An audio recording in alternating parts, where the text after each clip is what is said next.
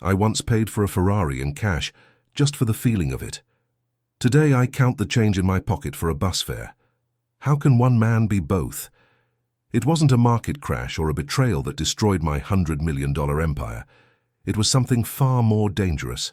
A single winning bet that made me believe I was a god. This is the story of how I flew too close to the sun and the day the sky came crashing down. My story, the one that truly matters, begins when I was 30. And to understand how I lost everything, you first have to understand the man I was then, a man who had nothing and therefore nothing to lose. My name is Orson, and back then, my life was the color beige. I was a data analyst for a mid-level logistics firm. I'd spent years in college learning how to find the signal in the noise, how to interpret patterns that told a story. The irony was that the story of my own life was the most boring data set imaginable. Wake up at 6:30 a.m. A 40-minute commute, 8 to 10 hours in a cubicle staring at spreadsheets that smelled faintly of recycled air and quiet disappointment. The commute home, dinner with my incredible wife, Helena, 2 hours of television, sleep, repeat. It wasn't a bad life. Let me be clear about that. It was a safe life. We had a small mortgaged house, a reliable car, and savings that grew at a glacial pace. But safety, I learned, can be its own kind of prison. Every day I felt this low-frequency vibration in my soul telling me I was meant for more. I'd look at Helena, a woman who painted vibrant canvases in our spare bedroom, who saw the world in brilliant colors, and I'd feel like a fraud. I was giving her a life in grayscale. I loved her more than anything, and that love was tangled up with a profound sense of failure. I wasn't just letting myself down. I was limiting her world to the size of my own paycheck. That feeling, that quiet shame, is a more powerful motivator than any ambition. It's a debt you feel you can never repay. The opportunity didn't come from a tip at a golf course or an inheritance. It came from the place I despised most, my cubicle. I was tasked with analyzing market trends in the pharmaceutical transport sector. It was mind-numbing work, sifting through endless shipping manifests, patent filings, and clinical trial data. It was digital noise, but my gift, if I ever had one, was an obsession with patterns. And late one Tuesday night, fueled by stale coffee, I saw it. It was a whisper in a hurricane of data, a tiny biotech company called Genevolution. They were a penny stock, trading for literal pocket change. Wall Street considered them a joke, a research firm burning through cash with nothing to show for it. But the data told a different story. Everyone was looking at their spending, at their failed trials from years ago. I was looking at the molecular structure of their one remaining patent application, a drug for a rare autoimmune disorder. I cross-referenced its composition with a public database of FDA approval rates for similar compounds over the last 20 years. The market saw a gamble. The data I was looking at showed something close to a statistical certainty. The final stage of their trial was about to conclude, and the market wasn't paying any attention. It was a winning lottery ticket someone had dropped in the street, and I was the only person who had seen it fall. For the next 2 weeks, I was a ghost in my own life. I barely slept. I ate at my desk. I built predictive models. I ran regressions. I read every scientific paper published by their lead researchers. I became the world's foremost expert on Genevolution, and my conviction grew from a spark into a raging fire. This was it. This was the moment that would divide my life into a before and an after. I was about to bet my family's entire future on a hunch, on a single line in a spreadsheet. Before I tell you what I did, I want to know where you're all watching from. Drop your city or country in the comments, and if you're new here, hit that subscribe button so you don't miss the climax of this journey. The hardest part wasn't the research. It was the conversation. I remember the smell of garlic and tomatoes in our small kitchen as Helena cooked dinner.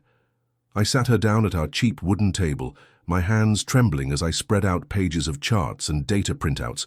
I felt like a madman. I was asking her to trust me with everything we had ever built together, our life savings, $50,000. It was the down payment on our house, years of birthdays where we opted for modest gifts, vacations we never took. It was the physical manifestation of our entire life's discipline and sacrifice. She listened. She didn't look at the papers. Not really. She looked at me. She saw the exhaustion and the frantic, terrifying light in my eyes. She asked the right questions. What if you're wrong? What if it's all for nothing? And I didn't have a good answer. All I had was my certainty. I told her, I don't think I'm right, Helena. I know it. This one time in my whole life, I know I'm right. There was a long silence, the sound of the refrigerator humming filling the entire universe. Then she reached across the table, put her hand on mine and said, "Okay, do it." She didn't believe in the stock. She believed in me. The weight of that trust was heavier than any amount of money. The next day I transferred every dollar from our savings account into a newly opened brokerage account. My heart was a drum against my ribs. I typed in the ticker symbol for Genevolution. I entered the number of shares. My finger hovered over the buy button for what felt like an eternity. This was the point of no return. One click, and the safe, beige world I knew would be gone forever, replaced by something else. I clicked it. The confirmation screen appeared, and then silence. There was nothing left to do but wait. Those next few weeks were a special kind of hell. Every market dip felt like a personal attack. Every news report about the FDA felt like my own judgment day approaching. Then, on a Thursday afternoon, the news alert hit my phone. FDA grants fast-track approval to Genevolution's groundbreaking autoimmune drug. My hands were shaking so hard I could barely open the brokerage app. I logged in. My breath caught in my throat. It didn't look real. The numbers were supposed to be static, predictable. These were moving, climbing so fast it looked like a glitch in the system. Our $50,000 was suddenly $100,000. I refreshed the screen. 150, refreshed again, 270. I stumbled out of my chair, my legs weak. I called Helena at work, my voice a choked whisper. "It happened," I said. By the time she got home, our account had passed $700,000. By the end of the week, it crossed 1 million. We stood in our tiny living room holding each other, staring at a number on a phone screen that had fundamentally rewritten our reality. We cried. We laughed. We drank a bottle of cheap champagne we'd been saving for a special occasion. But underneath the euphoria, something else was happening inside me. It wasn't just relief, it was validation, a dangerous, intoxicating feeling. The world had finally seen what I saw. I wasn't just a lucky guy. I was a genius. I had stared into the chaos of the market and bent it to my will. The following Monday, I walked into my office. The beige cubicles, the humming fluorescent lights, the smell of stale coffee. It all felt like a diorama of a forgotten life. My boss called me in for our weekly performance review. I sat down, let him talk for a minute, and then I simply smiled. "I quit," I said. There was no anger, no grand speech. It was a simple statement of fact. I didn't belong here anymore. I walked out of that building and never looked back. I wasn't the same man who had walked in that morning. I was Orson, the man who had tamed fate. I was on top of the first summit, staring up at a sky that seemed to have no limit, completely unaware that the higher you climb, the more devastating the fall. I was ready to build my new world. The first $1 million is a mythological creature. You spend your life hearing stories about it, but you never truly believe you'll see one. When you finally do, it changes the very physics of your world. Gravity feels a little weaker. Colors seem a little brighter. For the first few months, Helena and I were like children in a candy store. We paid off our mortgage in a single wire transfer. The look on the bank manager's face, a man who had once lectured me about the importance of a 5-year fixed rate, was worth a fortune in itself. We paid off my parents' mortgage too. We bought Helena the art studio of her dreams, a beautiful light-filled space where she could paint on massive canvases. These were the pure, joyful moments.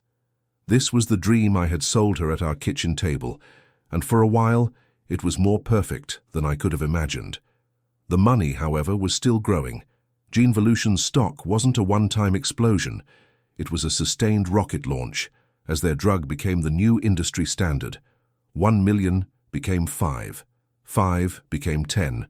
And somewhere around the $12 million mark, a fundamental switch flipped in my mind.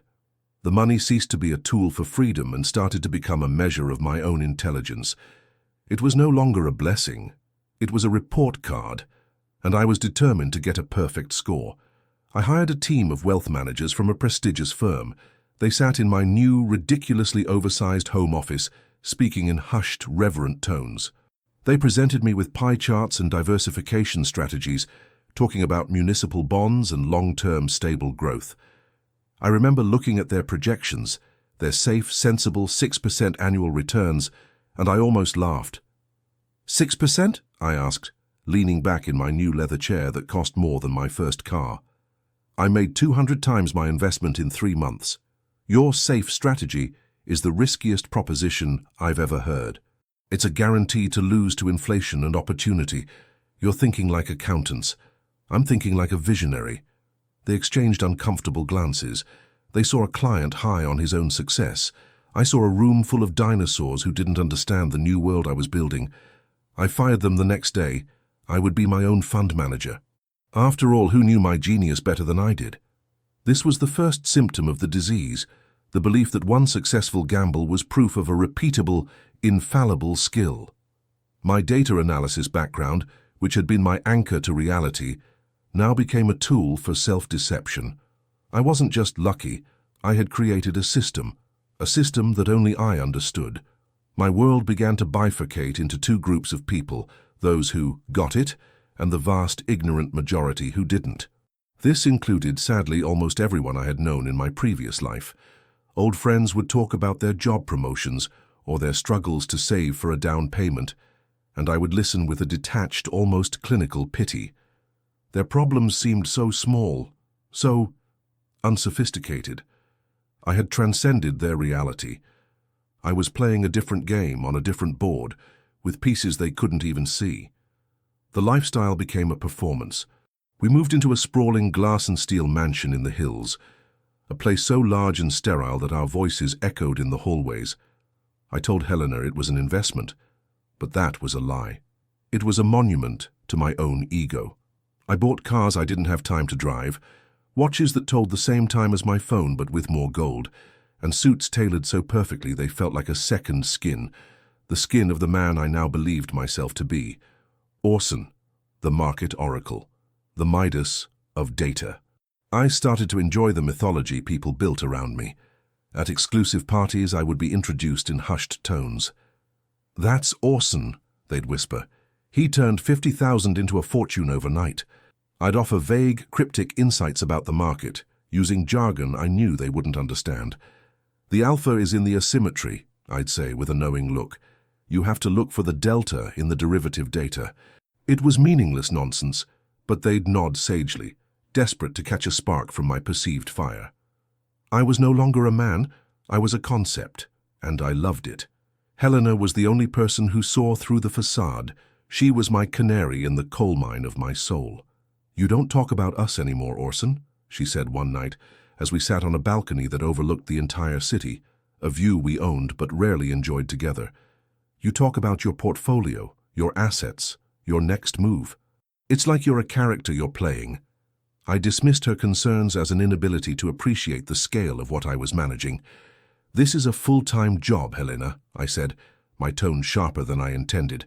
"Protecting this, growing this, it's for us." But we both knew that was no longer entirely true. The mission had changed from protecting our family to protecting my legacy. The first real crack appeared in the form of a hedge fund. It was called Quantum Leap Capital, run by a charismatic, fast-talking manager named Julian Vance. He specialized in high-risk, high-reward tech ventures.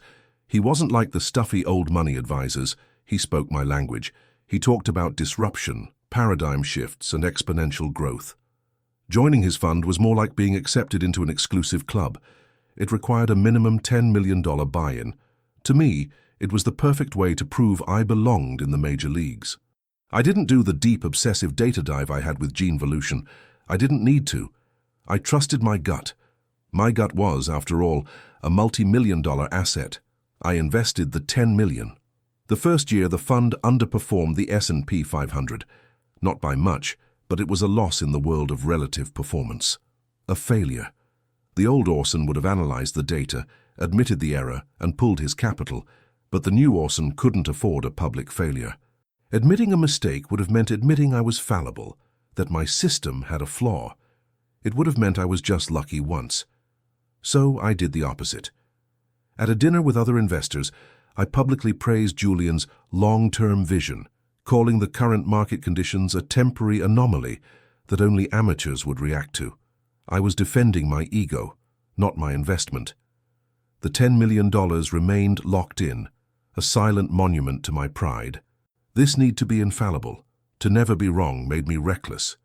It made me hungry for another spectacular win, one that would silence any lingering doubts and dwarf the quantum leap stumble. And that's when I met Marcus Thorne.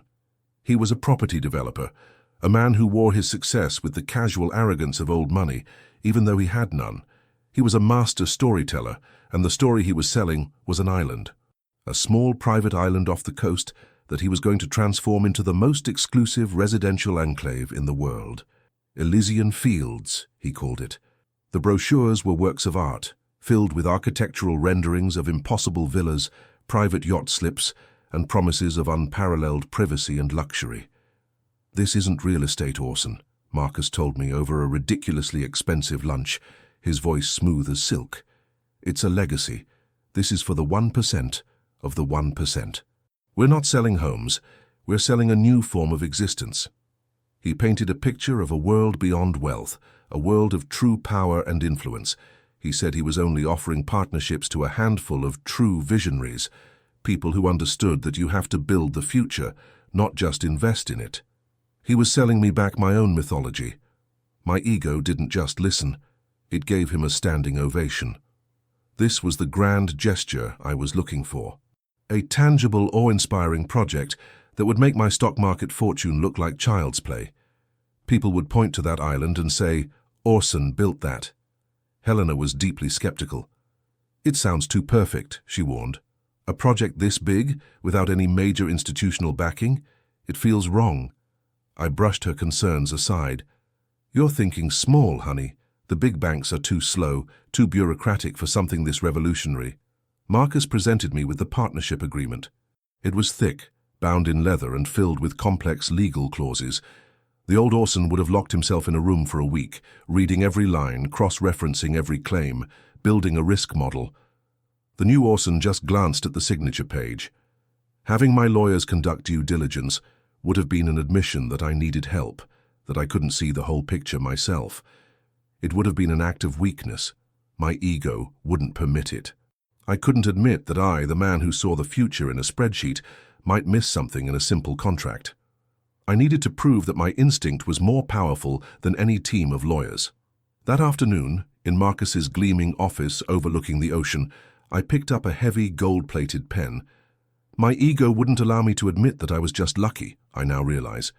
I needed to prove I was a genius, again and again. That project, Elysian Fields, seemed too good to be true, and it was. I signed the contract without the proper due diligence. It was the first of many signatures that would seal my fate. That single stroke of the pen felt like the most powerful thing I had ever done. In reality, it was an act of surrender. I was handing the keys to my empire over to my own hubris, and I didn't even know it. It was the beginning of the end. There's a profound difference between investing and building. Investing, even at its most successful, is a passive act. You place a bet and watch the outcome. But to build something, to take an abstract idea and forge it into steel and glass, to impose your will upon the very landscape, that felt like a higher calling. For the first year of the Elysian Fields project, I was intoxicated by this feeling. I wasn't just a man who had gotten lucky with a stock anymore. I was a creator, a patron, a titan. I would fly out to the island on a private helicopter with Marcus, walking the muddy grounds in expensive boots, looking at blueprints that were larger than my old kitchen table. I was shaping a new world, and every ounce of my being thrummed with a sense of divine purpose. The money flowing out felt righteous, like planting seeds that would grow into monuments. The first shadow fell subtly, almost imperceptibly. It arrived in the form of an email from Marcus with the subject line, "Minor Hurdle." He explained that unforeseen oceanic bedrock required a specialized drilling platform, a minor unbudgeted capital expenditure of $2 million. He framed it as a positive development, proof that we were building on a foundation of solid rock. I transferred the money the same day without a second thought. It was the cost of ambition, the price of perfection. In my mind, I wasn't losing $2 million. I was fortifying a $100 million dream. It felt like a test of my resolve, and I was determined to prove I had the stomach for the game. But that minor hurdle was not an obstacle. It was an overture. Soon, the demands for capital became a steady rhythm, a drumbeat of escalating crises. There were permitting delays with local governments that required expediting fees, a polite term for bribes. There were sudden material shortages that necessitated paying exorbitant prices to new suppliers. A small but vocal environmental group filed a lawsuit that required a team of high-priced lawyers to keep at bay. Each problem came wrapped in Marcus's impeccable, reassuring logic. He was a master at framing catastrophes as opportunities. A logistical snarl was a chance to optimize the supply chain. A union dispute was an occasion to renegotiate for a more favorable long-term labor agreement. My role rapidly devolved from visionary partner to the project's sole financier. The excitement of creation was replaced by the grim duty of preservation. I was no longer building something new. I was plugging leaks in a dam that was groaning under immense pressure. The thought that I had made a catastrophic error was too horrifying to contemplate. To admit that Marcus was a charlatan, or that the project was a fantasy, would mean confronting the truth about myself, that I was not a genius, but a fool who had been blinded by a single lucky break. My ego, now a fortress, would not allow that thought to penetrate its walls. So I built a narrative of defiance. We were pioneers facing down the naysayers. These weren't problems. They were trials, designed to test the worthy. Every check I wrote was another brick in that fortress of denial. This internal war had its casualties, and the first was my relationship with Helena. The easy intimacy we had rediscovered after the initial windfall evaporated, replaced by a tense, fragile silence. She saw the strain in my face, the dark circles under my eyes that no amount of sleep could erase. She saw me taking calls at all hours, my voice a low, urgent murmur. "How is the island?" she'd ask, her voice gentle, but her eyes searching. "It's incredible." "We're breaking new ground," I'd reply, the lie tasting like ash in my mouth. "These things are always complicated at the start." "Are they?" she pressed one evening. "Because Marcus Thorne was in the society pages today at a charity gala in Monaco. For a man facing so many complications, he seems remarkably carefree." A cold fury washed over me. "What are you implying? That he's not working? That I don't know what I'm doing?" The defensiveness in my own voice startled me. "This is a different league, Helena. You can't possibly understand the pressures." It was a cruel, unforgivable thing to say, and I knew it the moment the words left my lips. I had drawn a line between us, placing her on the side of the ignorant masses who just didn't get it. The wound that opened between us that night never truly healed. I stopped talking about the project. Our home, the glass monument to my success, became a silent battlefield of unspoken anxieties and resentments. I was isolating myself, and the lonelier I became, the more I depended on Marcus's validation. He was the only one who told me what I needed to hear, that I was brilliant, that I was brave, and that victory was just around the corner. The alienation spread. My oldest friend, a man who had been the best man at my wedding, called me for lunch. He was a contractor, a man who understood the realities of construction. He asked a few simple, pointed questions about soil tests and load-bearing capacities. I saw it not as friendly concern, but as an interrogation, an attack on my judgment. I gave him clipped, evasive answers until the lunch ended in an awkward chill. I never returned his calls after that. I was systematically amputating anyone who might hold up a mirror to my own self-deception. The mirror, however, found me anyway. We were hosting a lavish party, a ridiculous affair for 100 people I barely knew. It was a performance, a public declaration that everything was magnificent. I had just finished telling some banking executive a grand lie about our construction timeline when I stepped into a quiet study to refill my drink. On the far wall was a large antique mirror. I caught my own reflection, and for a terrifying second, the performance stopped. The man in the mirror was a stranger. His eyes were wide with a frantic, hunted look. His smile was a grimace, a mask of forced confidence stretched taut over a canvas of pure fear. In that moment, surrounded by the trappings of unimaginable wealth, I felt hollowed out, a ghost haunting the museum of his own life. The chasm between the image I projected and the reality of my inner state was a physical shock. I gripped the edge of the bar, my knuckles white. The sensation lasted only a moment before the noise of the party and the alcohol in my veins pulled me back to the surface. I downed the whiskey in one gulp, straightened my tie, and walked back into the light, the mask firmly back in place. But the image of that haunted stranger was burned into my mind. The breaking point arrived a few months later. The project needed a massive final infusion of capital to secure the primary phase of construction, a $50 million tranche. It was a sum I simply didn't have in liquid cash anymore. Most of my wealth was still tied up in gene-volution stock, the bedrock of my empire. Marcus pitched the solution to me as our masterstroke. "We'll leverage your portfolio, Orson," he said, his eyes gleaming. "The banks will be falling over themselves to lend against an asset that strong. It's a temporary measure. Once we pre-sell the first few villas, we'll pay it back with interest and be swimming in pure profit. It's the final push before we reach the summit." He was asking me to do the one thing I had sworn I would never do, risk the principal. He was asking me to take the golden goose and mortgage it. Every instinct from my old life, the life of the careful data analyst, screamed in protest. It was a cardinal sin of wealth management. It was reckless. It was insane. But the new Orson, the visionary, the titan, saw it differently. To back out now would be to admit defeat. It would mean the last 2 years of stress, the millions spent, the friendships broken, the chasm with Helena. All of it would be for nothing. The sunk costs were no longer just financial, they were emotional, spiritual. I had sacrificed too much to the god of this island to stop now. Refusing felt like a greater risk than accepting. I walked into the private bank the next day. The air was cool and smelled of old money and stability. As the banker slid the loan documents across the polished mahogany table, I felt a strange sense of detachment, as if I were watching a character in a movie make a fateful decision. With the stroke of a pen, I was pledging the source of my fortune, the miracle that had changed my life, as collateral against a dream that I now, in the deepest recesses of my soul, suspected might be a nightmare. I was taking the past and betting it on a future I could no longer clearly see.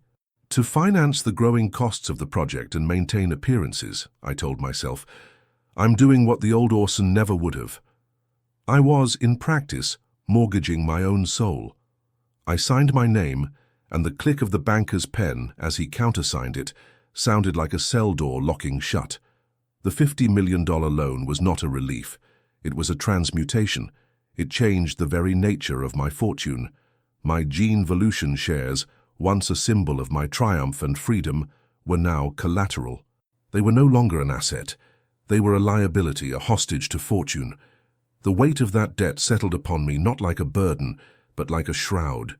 The joy of wealth, which had already been fading, was now completely extinguished, replaced by the cold metallic taste of constant gnawing anxiety. I had leveraged my past to pay for my present, and in doing so, I had sold my future. My life became a ritual of surveillance. I was the warden of my own gilded prison. The sun would rise over the city below my glass-walled mansion, but I rarely noticed. My world had shrunk to the flickering digits on a series of screens in my home office. I tracked the minute-by-minute fluctuations of my gene-volution stock, the prime interest rate, and the obscure commodity markets that influenced construction costs for Elysian Fields. I lived in a state of perpetual low-grade panic, a prisoner to data that I could no longer control, only observe with a growing sense of dread. The golden crown of success had become a crown of thorns, each point a data feed digging deeper into my psyche. Sleep became a luxury I could no longer afford. In the dead of night, the enormous silent house felt less like a home and more like a mausoleum for a life I was in the process of losing. I would wander its dark hallways, a ghost in my own palace, ending up back in the cold blue light of my office monitors. I was losing weight. A tremor developed in my right hand. I drank expensive scotch, not for the pleasure of it, but as a sedative, a way to blunt the sharp edges of my ever-present fear. I was a man performing the role of a king, while privately suffocating under the weight of his robes. The last clear warning, the final off-ramp before the catastrophic pile-up, came from the most unlikely of sources. My private banker. His name was Mr. Sterling, a man so impeccably grey and precise he seemed born in a suit.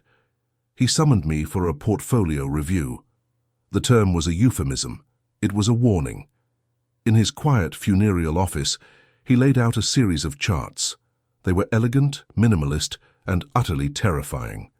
They showed the increasing volatility in the global credit markets. They showed a sharp downturn in the luxury real estate sector. And the final chart showed my own portfolio, a single, massive, over-leveraged position in one company, propping up a high-risk, illiquid construction project. "Mr. Orson," Sterling began, his voice devoid of judgment, which made it all the more chilling. "Your risk exposure is considerable. The fundamentals that allowed for your initial success have shifted. Prudence would suggest deleveraging. Liquidating the island project, even at a significant loss, would preserve the bulk of your core capital.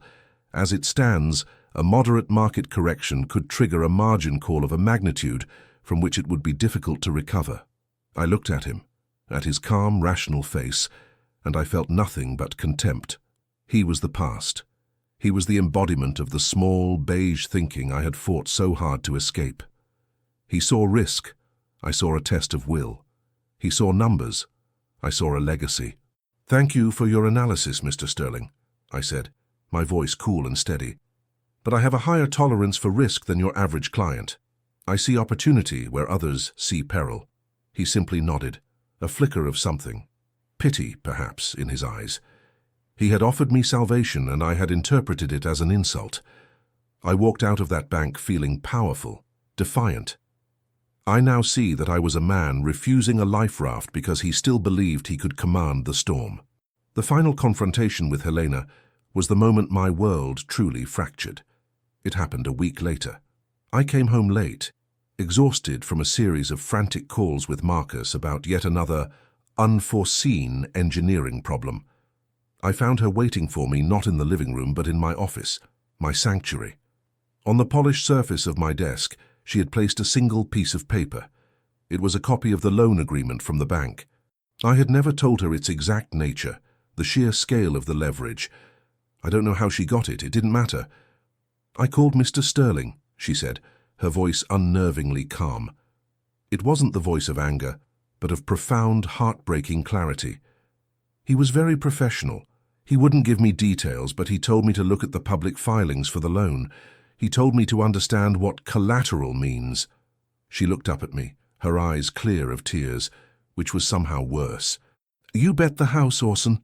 You bet the whole thing, the miracle. You bet it all on that man and his island."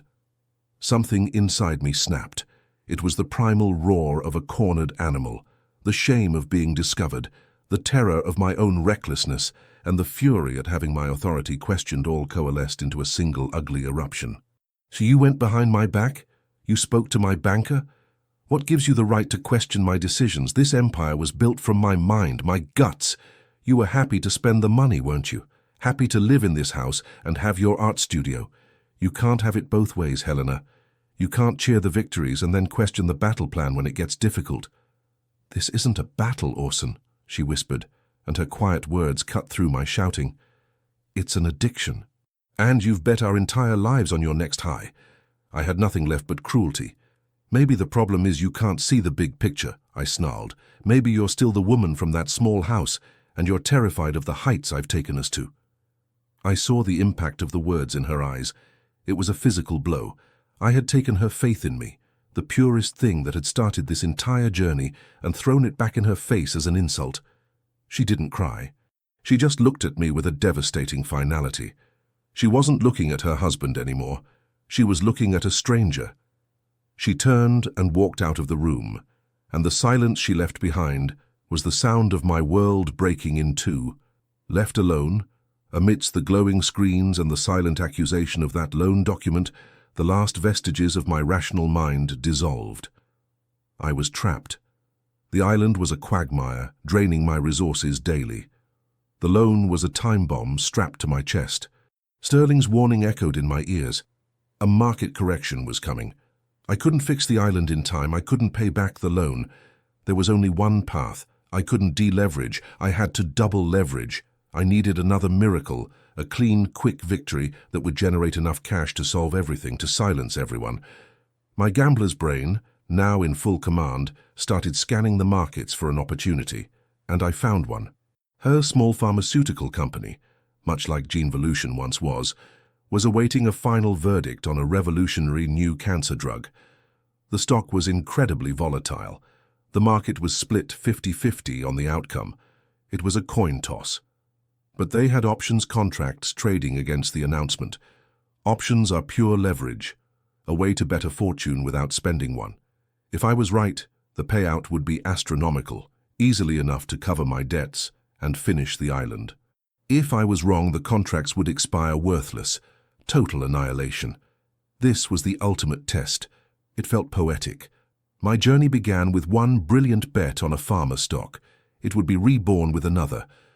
I was convincing myself this was a strategic decision, but it was an act of pure desperation.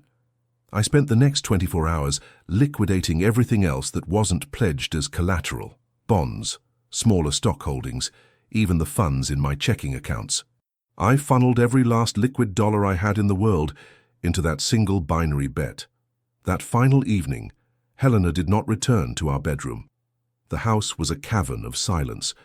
I sat in my office, a glass of whiskey in my trembling hand, the trading screen illuminated in the darkness. On the screen was the countdown to the market open, the moment the announcement was expected. In that moment, I remembered something Helena had said to me that last night, a final, quiet plea from the doorway. "It doesn't matter what happens with the money, Orson. Just don't lose yourself in the process." I hadn't listened. I was already lost. I had to make this last bet. It was no longer about the money or the island or even Helena. It was about proving that I was right. The sun was about to rise, and with it, the bill for all my hubris was about to come due. My entire empire was now balanced on the razor's edge of a single news release. The fate of $100 million world would be decided in a fraction of a second. Before I tell you precisely how that razor fell, if you haven't subscribed to the channel yet, now is the time to do it. And I need you to be my jury. Tell me in the comments, what was my ultimate sin? Was it greed for wanting more than I had? Was it pride in believing I was infallible? Or was it the simple human refusal to admit I had made a terrible mistake? I'm ready for your verdict. The dawn that morning was an obscenity. It painted the sky in soft, gentle pastels of pink and orange, a beautiful, indifferent backdrop to the ugliest day of my life. I hadn't slept. I had sat in that leather chair, the same one I had bought to feel like a king, and watched the night bleed away, feeling like a man on death row awaiting his execution. The whiskey glass was empty. The silence in the mansion was absolute, a heavy, suffocating blanket. Helena was gone. I had found a note on the kitchen counter in the pre-dawn gloom. It contained only 3 words. I can't watch. She hadn't left me, not yet. She had simply refused to be a spectator at my self-immolation. At 9:29 a.m. Eastern Standard Time, 1 minute before the market opened, I placed my hands on my desk to steady them. The tremor was no longer confined to my right hand. It felt like my entire nervous system was vibrating. My heart was a frantic, trapped bird, beating against the cage of my ribs. The screen in front of me was a sea of numbers and charts, but my focus was narrowed to a single news feed, a single stock symbol.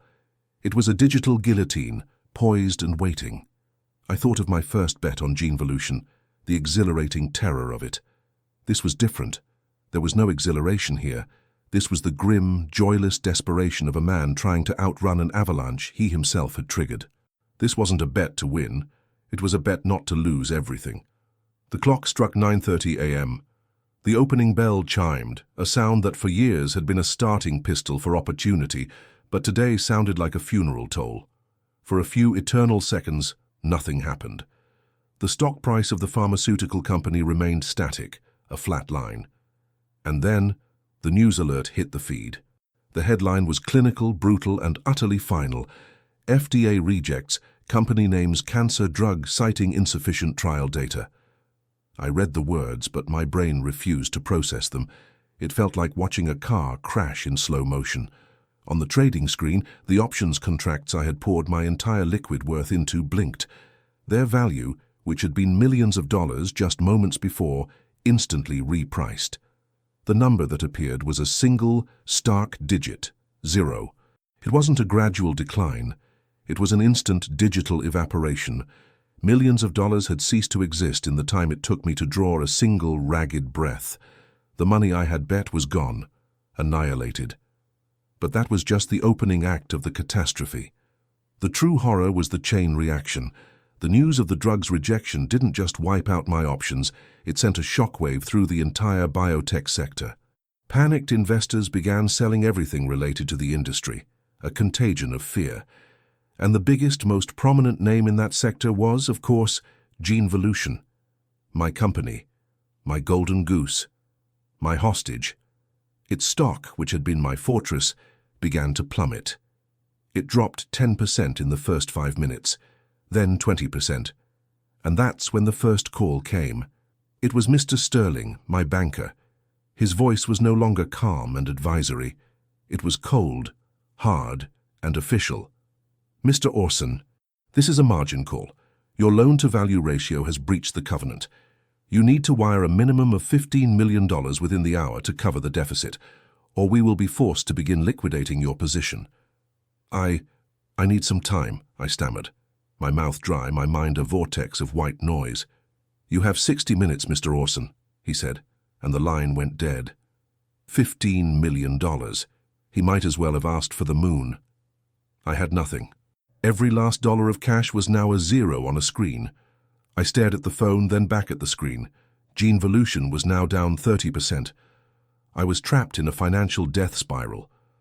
The falling value of my collateral was triggering the very margin call I had no ability to meet, and the forced selling to meet that margin call would, in turn, drive the price down even further. It was a perfect, inescapable feedback loop of ruin. The second call came 45 minutes later. It wasn't Sterling.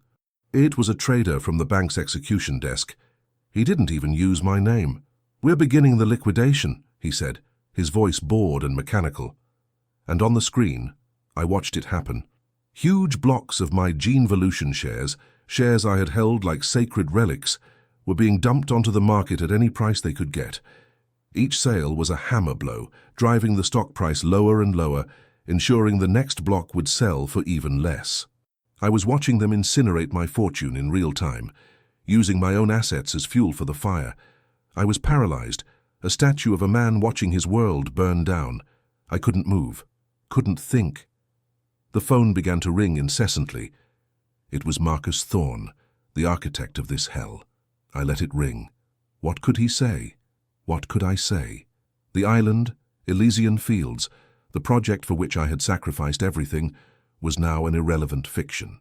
The loans for its construction had been cross-collateralized with my personal guarantee. Its collapse was now inevitable, another multi-million-dollar anchor chained to my ankles as I sank. By midday, it was over. The bank had sold off every last share of Genevolution. The final accounting was a massacre. The proceeds from the fire sale had paid off the $50 million loan, but had left nothing behind.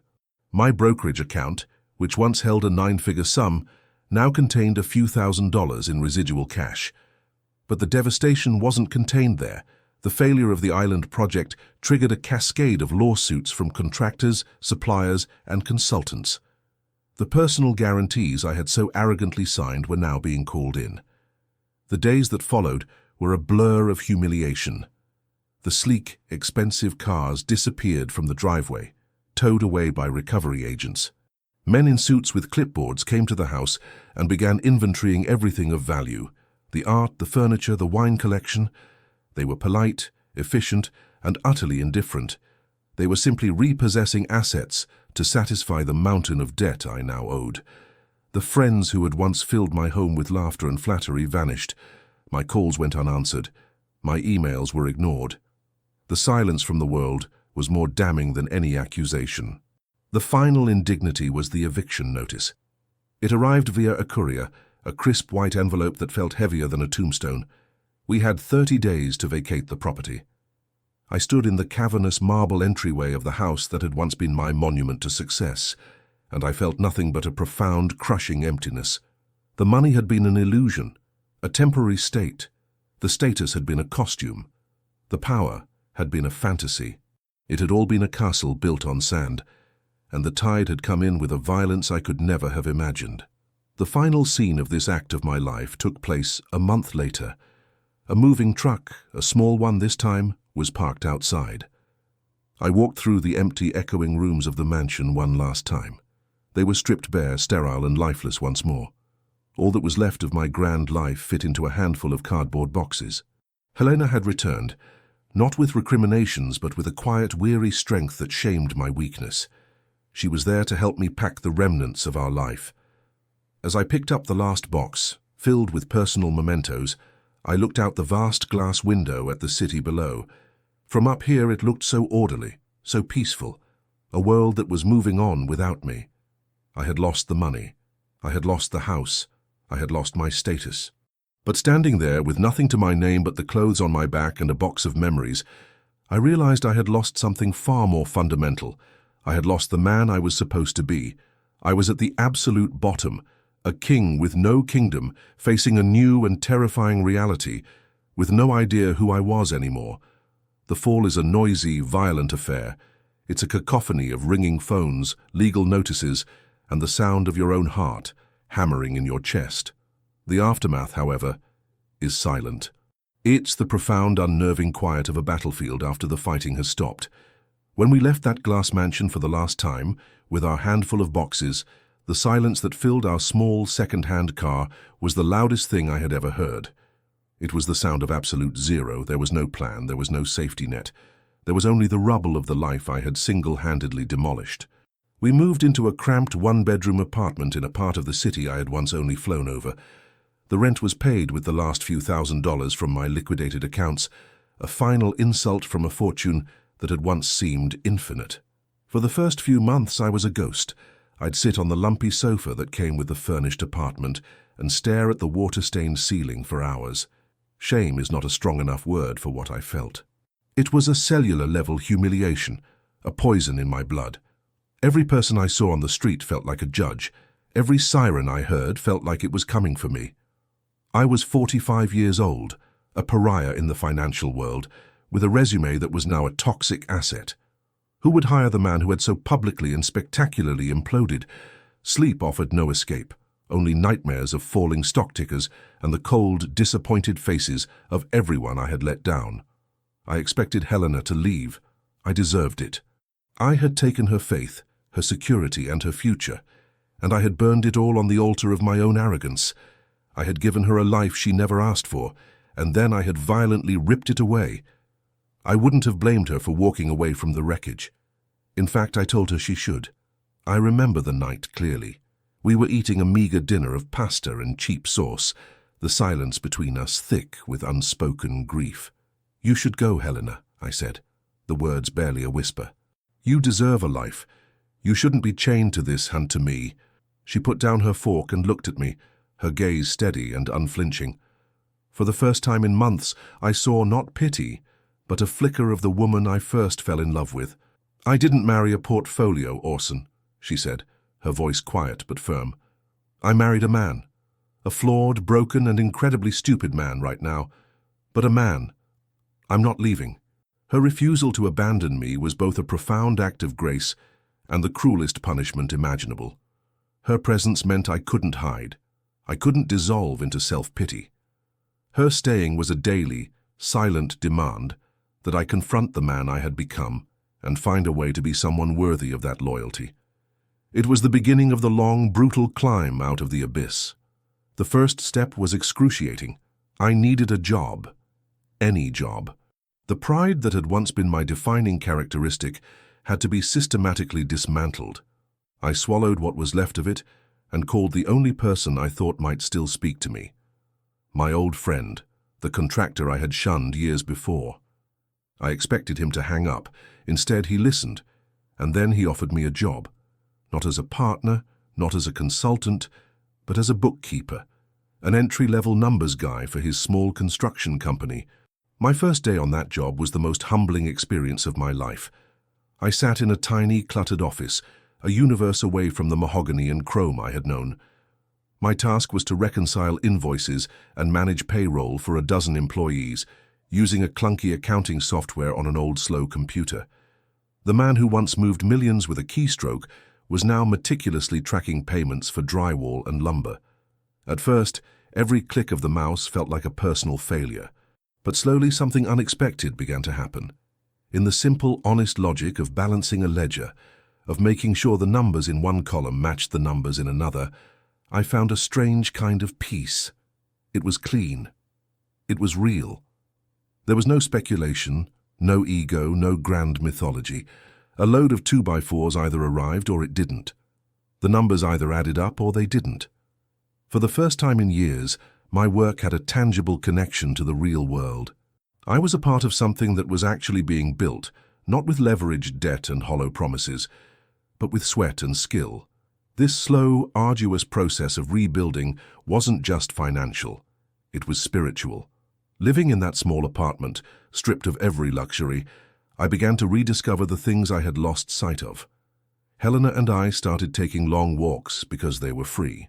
We talked, truly talked, for the first time in a decade, not about assets and opportunities, but about fears and dreams. We cooked together in our tiny kitchen, laughing at our mistakes. Without the constant, crushing pressure of maintaining an empire, we found each other again.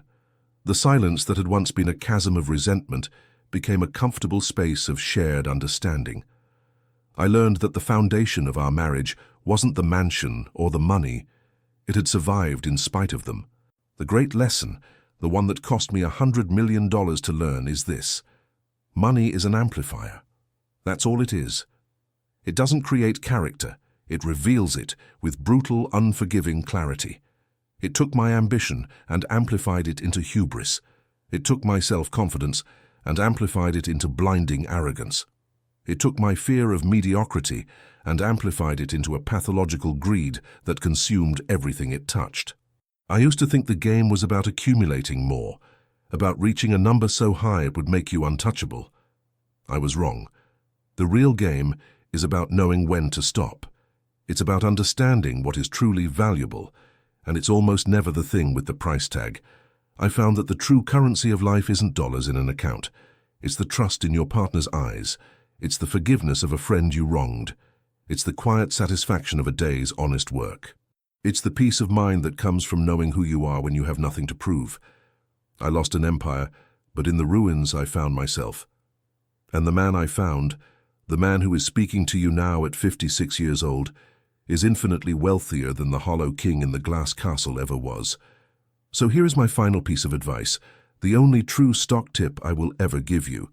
Build your life, not just your portfolio. Invest in your character. Invest in your relationships. Invest in the people who would show up with boxes to help you move out of a rented apartment, not the ones who would only show up to drink your champagne. That is the only real fortune, the only asset that is truly recession-proof. That is the only capital that no market crash, no bad bet, and no act of foolish pride can ever take from you. If this story has resonated with you in any way, please share it with someone you think might need to hear this message. And for my final request, I want you to share your own wisdom in the comments.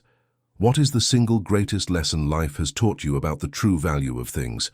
Thank you for listening to my story.